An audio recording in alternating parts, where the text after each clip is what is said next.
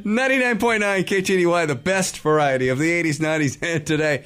All right, 812. Oh, look, it's Dr. Kevin. The doctor's in for Wellness Wednesday. Good morning, Doc. Good morning. How is everybody today? Fantastic. Boy, it's a beautiful day, huh? What y'all got sitting over here? What is this? Edie's Biscuits. Turn your head. Turn your head. Oh, look away. Look away.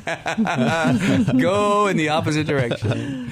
All right. So, Doc, what you got for us today? Well, I'm changing gears a little bit today from what I had originally planned to do today's show on, because I went to a conference this weekend in Dallas held by the Foundation for Wellness Professionals, and we looked at some of the latest research on women's hormones problems, and the statistics are staggering.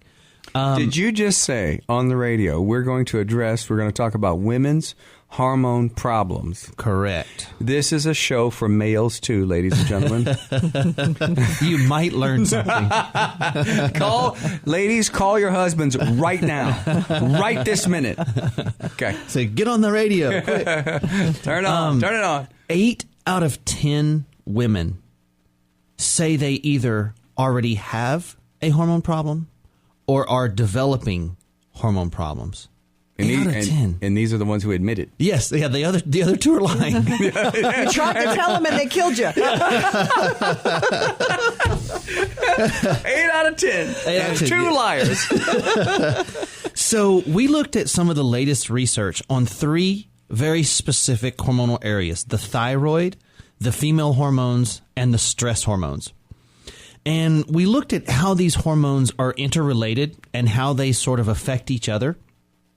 We also looked at how they've been damaged and what can be done to resolve the problems associated with them. So up until now, most women thought really nothing could be done to resolve their hormones problems naturally. They just thought they were sort of doomed to take synthetic hormone replacement. And synthetic hormone replacement comes with all sorts of problems within itself, like increased chance of breast cancer for one, stroke and heart disease for another, weight gain and fatigue, as well as many other problems. So if you have to take something that increases your chance of breast cancer, stroke, and heart disease without being offered any alternatives, you may want to really rethink that. And so these hormone problems are really getting out of hand. And most women don't even know there is an alternative, or that there are alternative treatments out there that could be done. So let's just take your thyroid. 40 years ago, no one really ever heard of thyroid problems. You know, I mean, you didn't know anybody that had thyroid. You might hear of it rarely, every couple of years, somebody that has some, quote, thyroid disorder. I didn't know I had one until I was about 36. I didn't even, you never heard the word thyroid. Right. Now, I'd be willing to bet everybody that's listening to my voice either has thyroid problems or knows someone with thyroid problems. Yes. Everyone. Yes. So many of our listeners just don't really think about that. But why is this happening? One of the things that's going wrong with so many people developing thyroid problems is the way the thyroid works. You see, the thyroid is very absorbable. It's like a sponge. It locks onto things very, very easily. So the thyroid is full of receptors. And these receptors are very prone to attracting heavy metals like cadmium, lead, and then other things like fluoride, which we talked about a few weeks ago, and nickel. So your thyroid is very attractive to heavy metals and toxins. And so when the thyroid is exposed to these metals, its receptors get all bound up with these metals and chemicals, and it can no longer absorb the iodine that it needs to function properly, so it shuts down. Your thyroid has to have iodine in order to function normally. So if you get rid of these metals and toxins out of the thyroid and you supplement with some bioactive iodine, the thyroid can begin to function healthy in many cases. Now listen, in case you didn't know, South Louisiana is loaded with heavy metals and toxins that are locking up people's thyroids. Okay, I'm gonna be stupid here.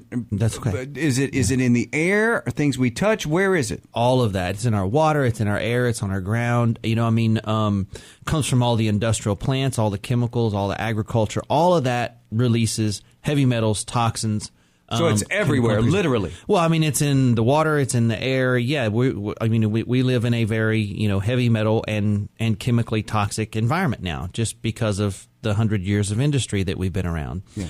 So it's very important to get the thyroid healthy, that you cleanse these heavy metals and toxins and supplement with some bioactive iodine that it needs to function normally. So if we flush the metals and toxins and add the iodine, you can find that the thyroid can begin to work again. So, I mean, listen, if you're told your thyroid just quit working without any reason why, now you know why this may have happened. I mean, listen, your organs don't just take a break and quit working for no reason. Mm-hmm. Your organs don't go on strike and say, we're not working anymore. There's reasons why this is happening. So the thyroid has these receptors that are very attractive to heavy metals like lead, mercury, cadmium, and nickel.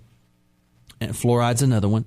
And once the thyroid gets all bound up, it can no longer absorb the iodine. That means the thyroid can't function normally. So now you need synthetic hormones for the rest of your life to make up for it. So what you can do is detox all these heavy metals and chemical impurities off of the receptors, add some bioactive iodine to replenish the thyroid, and many times it can work better. Are you saying that it can actually be when the doctor tells you have to take this medicine for the rest of your life? This could make that not have to happen that way? Well, I mean, every case is different. It's really hard to speak in generalities, but I mean, the thyroid can be made much healthier if you get rid of what's locking up the receptors and add some bioactive iodine. The thyroid can be made better, and that's certainly not something that you can say to that. Yes, absolutely, I can do that on the radio. Right. But I mean, yes, the thyroid can be made healthier by doing things to nourish and cleanse the thyroid. You two people realize you're sitting in front of a human being that has a hypothyroid, mm-hmm. and I take Armour thyroid medicine mm-hmm. every morning. Mm-hmm. You realize that? Yeah. So you're telling me that I may not need to. And it's a big may. But certainly, things should be done to try to get that organ healthier instead of just saying, well, they quit working. We don't know why. There has to be a reason. 40 years ago, nobody had heard of thyroid problems. Now everybody, listening to the sound of my voice either has it or knows somebody that has it. Something's going on. Something has changed. Yeah. So the big question is, what has changed, and what can we do to change it back? Mm-hmm. Yeah. So it's so weird to me how people's paths cross, and so I think your path and my path crossed for a reason. I learned from you. Right. And it's just having you sit here and explain this and talk about this is somewhat of a jolt to me, simply because I never ever asked if there was an alternative. Is there something else I can do instead of taking medicine every day for the rest of my life? Is there something else I can do to make the thing start working? I never even thought of asking that question. Yeah, or even a real simple question: why? Your thyroid quit working. Why? I never thought to ask. Right. It's all. That's what I always continue to ask whenever I'm dealing with patients to try to help them is why. Well, this is happening. Why? Because that's happening. Why? If we keep digging down to the why, we'll eventually dig down to the root cause of things, like what I'm talking about with these female hormone problems. So I'm a little long on this segment, but when we get back, I'm going to cover female and stress hormones and tell you what's going on with those. And I'm going to be teaching a class on balancing women's hormones Monday night to our listeners. I had so much interest in this when I got back from this conference this weekend that I was telling this to some of my patients, and they knew people who wanted to know more about how to balance women's hormones naturally. So we're having a class on this Monday night. It's going to be at the Hilton Garden Inn. How to balance female hormones. Balancing women's hormones naturally is going to be the name of the class. And so now, forgive me, but I mean, I have to ask these things. Are you talking about women that have hot flashes and things like that? Absolutely. Okay. Yeah. Female problems, thyroid problems, estrogen dominance, progesterone problems, adrenal issues. So all of that, we're going to talk about how to weight fix. gain, you don't know why. Absolutely. Okay. How to fix your hormones and what's going wrong with them, and simple things you can do at home to try to help these. And so if you want to register for that class, it's 837-7174. It's going to fill up quickly, though. So this is one you want to try to get into right away. So when we get back, I'm going to talk to you about female and stress hormones.